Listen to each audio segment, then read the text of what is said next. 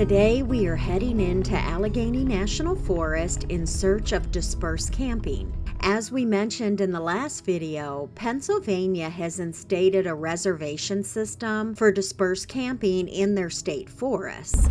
Pennsylvania's got some pretty forests.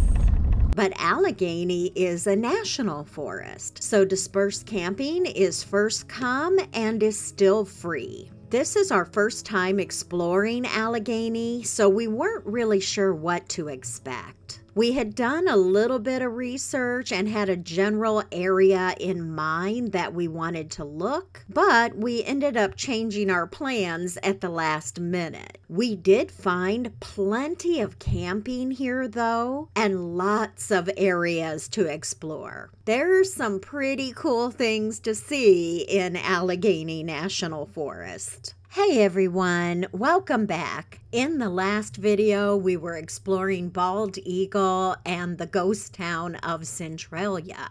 This morning, we're packing up and heading out, but we've got to stop and take care of a couple things here in Bald Eagle before we make the 3-hour or so drive up to Allegheny. Look at that, honey. Water straight from the earth.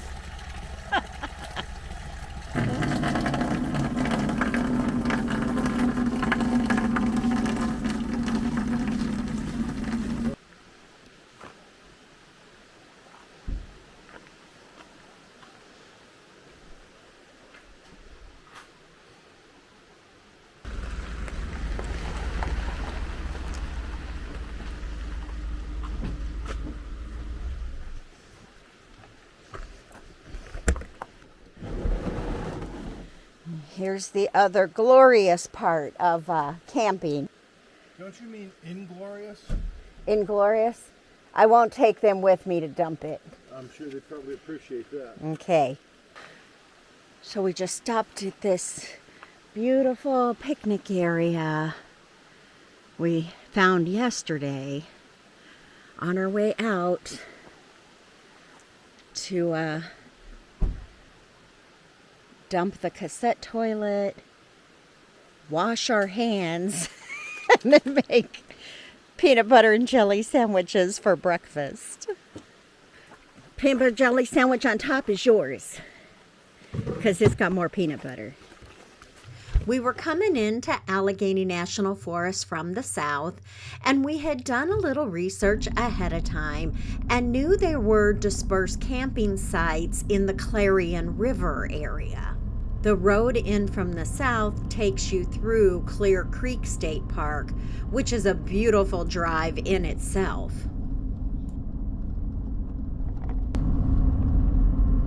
Deer. Hey, deer. Young deer.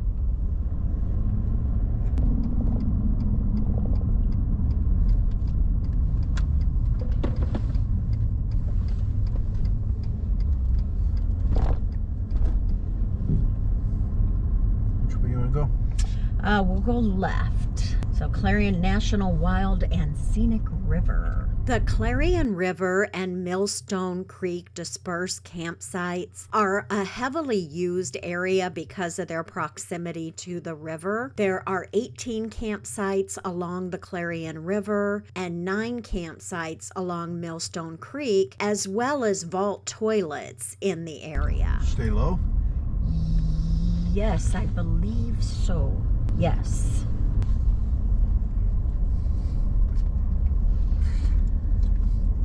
There will be some campsites. They're labeled C with numbers.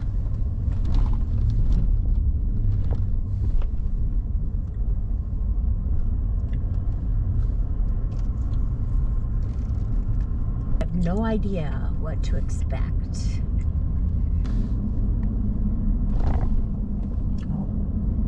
That could have been, maybe I'm looking on the wrong side of the road, yeah. C3. So they're on this side of the road.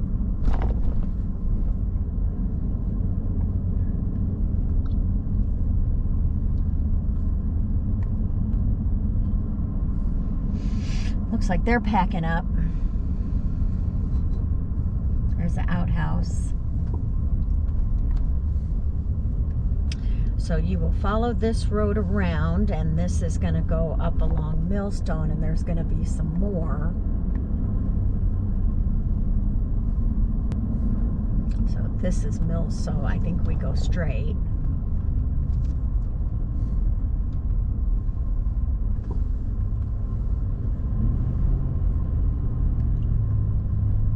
There will be some more along here somewhere.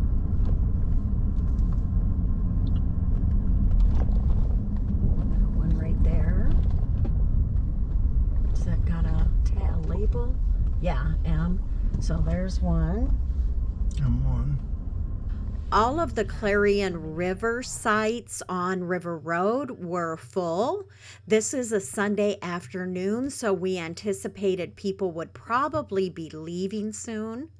That first one there on MIllstone might have worked for us. It would have been a little bit tight, but we probably could have got the Campanaugh in there. Several of these here on MIllstone were hike-in sites.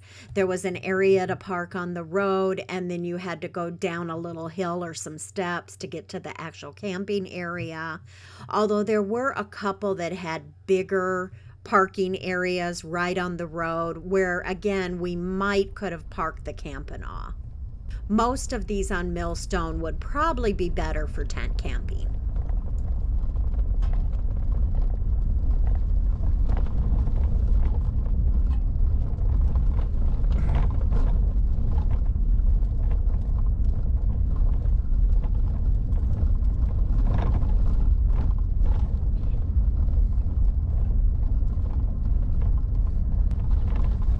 M1 to M9.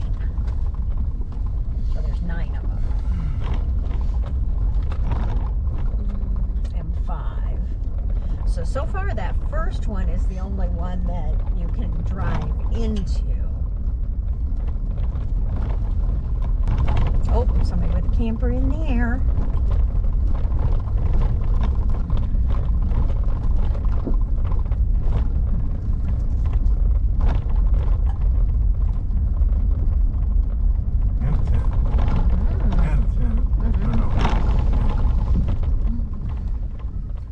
So after driving past all these sites in the Clarion River area, we decided to go ahead and keep looking. There wasn't anything wrong with the sites themselves, but they are all right on the road, and whenever possible, we prefer to be able to get a little ways off the road. And these do both seem to be fairly frequently traveled roads. So the day before, while I was doing some last minute research, I had found a website with some maps of dispersed campsites in Allegheny. I'll link that website in the description below. We sat on the side of the road for a few minutes, figuring out where we needed to go to get to the area where these other dispersed campsites are. We realized that MIllstone Road here dead ends at Loleta Road, and at that intersection is the Lolita Recreation Area, so we decided to go check that out. The Lolita Recreation Area sits right on MIllstone Creek and is the site where a former logging town existed. So the town was started in 1889, and at its height, it had about 600 residents. It had a sawmill, a shingle mill, a broom handle factory. So, they were exploiting the timber in the area. The timber ran out in the early 1900s and the mill shut down, and then the town disappeared. So about 20 years later, in the 1930s, the Civilian Conservation Corps came in and the Lolita Recreation Area was built. The mill pond was reconstructed, a swimming area was added, a shower house and picnic area, and then the camping loops were added in the 1960s. According to the Forest Service website, this is a good place for trout fishing.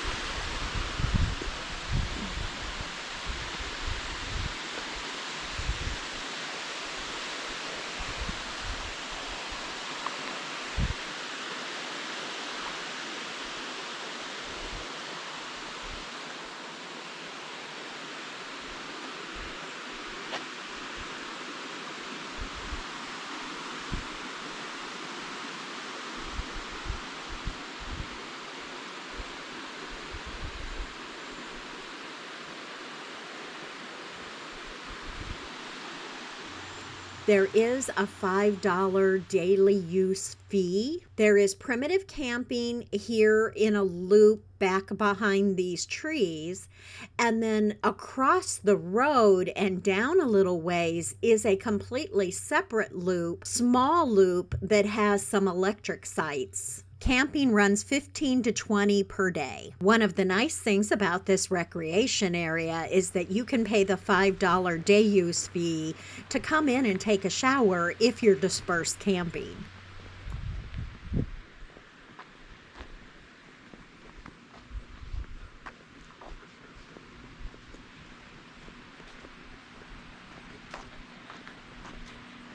Hi. Hi. Welcome to the shower house. If you're interested in camping here but don't want to do the gravel road, Lolita Road is paved. Where we turned off and took the low road, River Road, to look for the dispersed campsites, if we had taken the higher road, that was Lolita Road.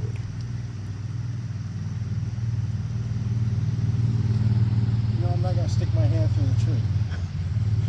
Your hand? I was talking about your head. Yeah, I see the spider webs on the other side. Yeah? Remember those spiders we saw yesterday?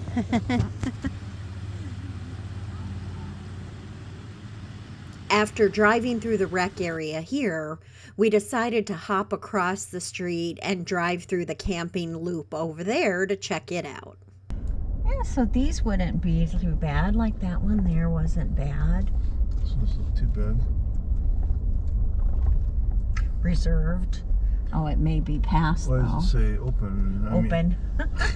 Open reserved. Yeah. Ah, They may be leaving. So these over here, not great. I mean, flat, but open. you know, nobody else comes in. Yeah, then They're it doesn't great. matter. Yeah. Get more airflow. Yeah. Yeah, pit toilet. Oh, and this one back over here, not bad.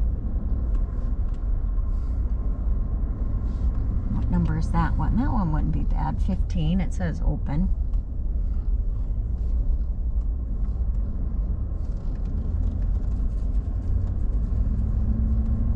Want to go look at the other one? Well, no. Let's go ahead and drive around a little bit more, unless you're No. like I'm over this. Which way you want to go? So I think what we'll do is go left.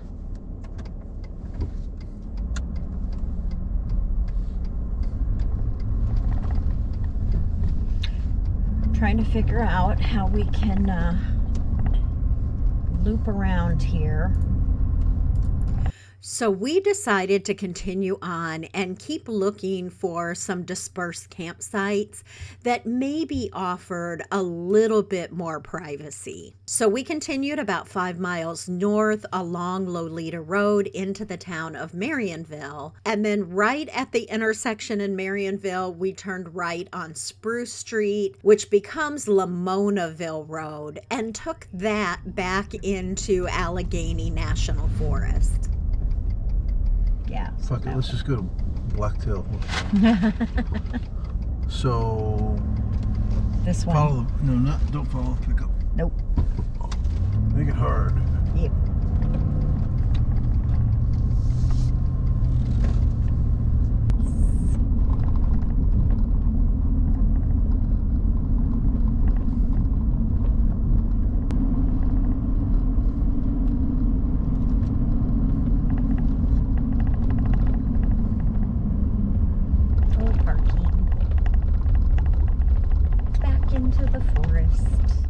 Once we got a few miles back into the forest, we did spot 2 or 3 dispersed sites along this road. We drove past one that kind of set up on a little bit of a hill and was in a beautiful wooded area. So that one we kind of kept in the back of our mind as we continued to look some more.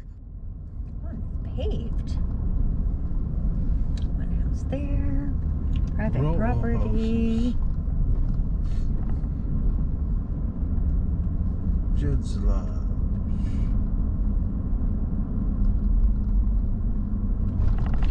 Oh, it does show that this is a little patch of We're looking for Forest Service Road 131, which is going to take us back south towards the river, but it appears that there are many dispersed sites down this road. This is the town of Lamonaville. The community, I guess, of Lamonaville, huh? Borough.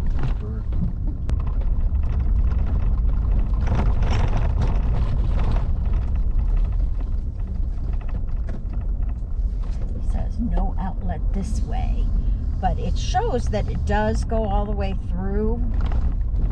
Well, no, I guess maybe gates are locked. So, see, this section has blue dotted lines over the black and white. Then it gets to where it's just black and white. Gaia is way more accurate than Google, but even on Gaia, you'll encounter roads that are no longer open or are gated. Here could be.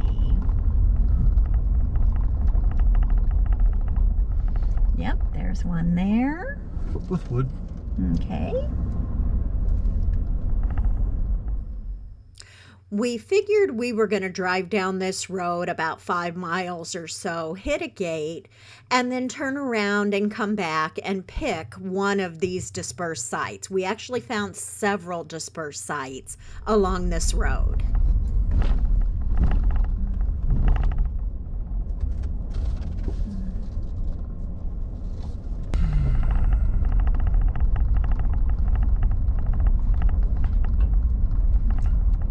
Sure, I don't think that's No, I think that's where they've been have done in the past some clearing, huh?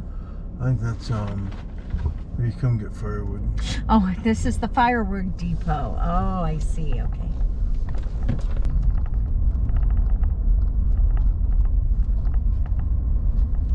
You gotta pull over and let him pass, or you don't have to.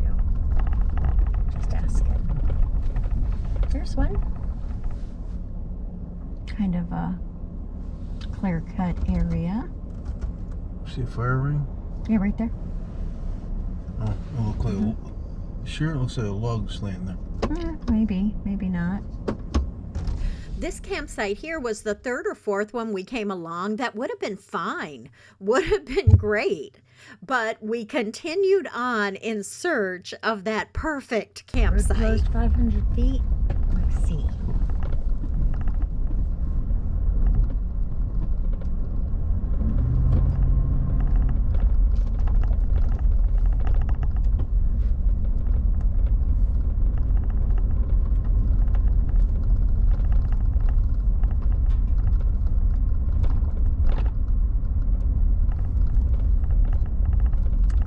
That way.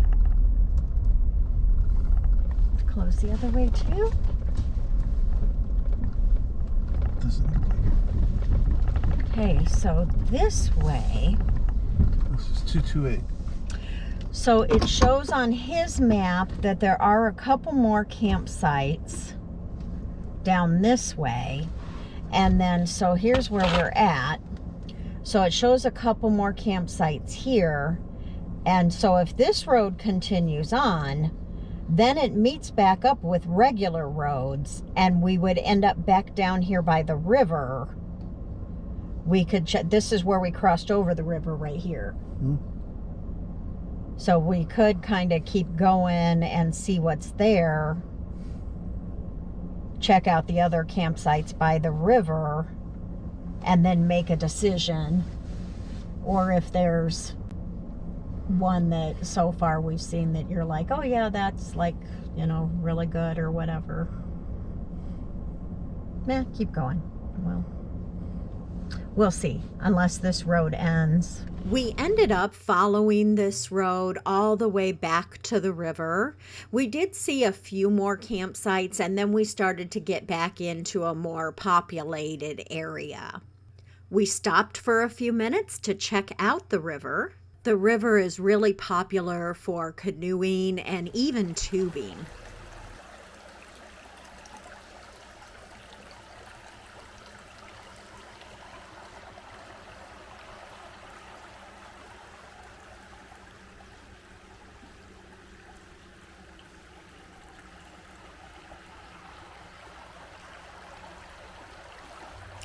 It was early evening by this time, and we were surprised how many of these riverside campsites were still full. The ones that were empty weren't really suitable for our camper. So as we continued driving, we discussed our options, trying to make a decision. So I would say either the campground or the one that we saw that was kind of up on a hill across from that gate after we went through that little town, that one up on the hill across from the gate, or that first one that you were talking about before that was up on a hill. Oh, it's one of the M's? No. Well, so like that first M would probably be okay too. That's right off the road. Yeah, I mean, it is right off the road. Too, although that probably doesn't get as much traffic as this does. You know, and it's right on the creek. So that one could be good too. So that one, the camp would be the first one. So that one, and then the campground we would hit next. And then the one like in the woods up on the hill, like up on a little bit of a hill, not much of a hill. And then the one that was up on the hill.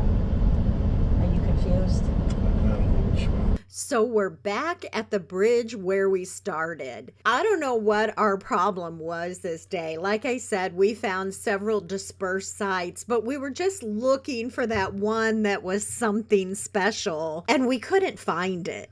Honestly, I think we had decision fatigue or analysis paralysis, something like that. It's up that way. That road will take us up to that campground too, so it's just another. Yeah, it cuts straight over. As we continued to drive, we started discussing the pros and cons of each one. It was really hot. It was mid-80s, and it was supposed to start raining this evening and rain for the next couple days. So we're thinking about the heat, the humidity, and eventually, by the time we got back around to the campground, we decided, you know what, for at least tonight, we're going to go ahead and stay in the campground. We camped in that little electric loop that was separate from the recreation area. It's part of the recreation area, but it's located separately. And by the time we got everything set up and our awning deployed, the wind started to blow. You would think that would cool it off and drop the humidity, but that isn't what happened. It was so hot and muggy. We plugged into the electric and started our portable air conditioner. Then we started dinner. So tonight we're having salmon and asparagus foil packets that we cooked on the campfire. Got them on there early enough before it started raining that Tim only got a little bit wet pulling them off the campfire. So just lemon, garlic, seasonings. Trying to remember, butter. Oh, a little bit of hot sauce. Right, just kind of like mix that all up, poured it over. So it's kind of poached salmon and asparagus. So we'll see how it is. It looks pretty good though. Sure, it'll be delicious. Looks pretty flaky. We were the only ones in this entire loop.